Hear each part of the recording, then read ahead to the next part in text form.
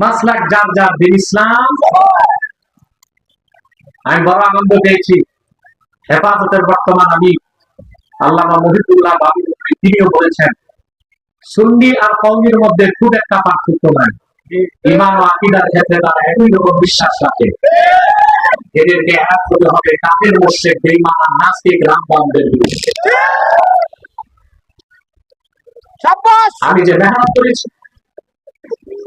মেহনত করেছি সেই মেহনতের একটি ফসল আমি দেখতে পেয়েছি বাংলাদেশে। প্রিয় ভাইরা, কথা শুনতেছেন? তাহলে রাসূলুল্লাহ সাল্লাল্লাহু আলাইহি ওয়াসাল্লামের আমি তো দ্বীন শরীয়ত সুন্নাহ বাইরে আল্লাহকে পাওয়ার কোনো সুযোগ নাই। আল্লাহকে ভালোবাসতে হলে রাসূলুল্লাহর অনুসরণ করতে হবে। এখন কখনোই রাসূলুল্লাহকে না ভালোবেসে আল্লাহকে ভালোবাসা যায় না, রাসূলুল্লাহর অনুসরণ করা যায় না, এবং সেই ভালোবাসাটা হতে হবে জীবনের চেয়ে বেশি। বলেন সুবহানাল্লাহ।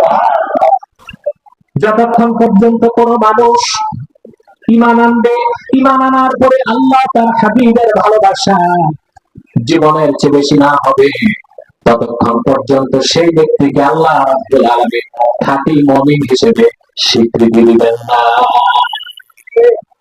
আমি একটা তথ্য দিচ্ছি আপনাদের, খুব মনোযোগ দিয়ে শুনবেন। তাফসীর কুরতুবীতে এসেছে, লাম্মা আমারা রাসূলুল্লাহ সাল্লাল্লাহু আলাইহি ওয়াসাল্লাম বিল হিজরা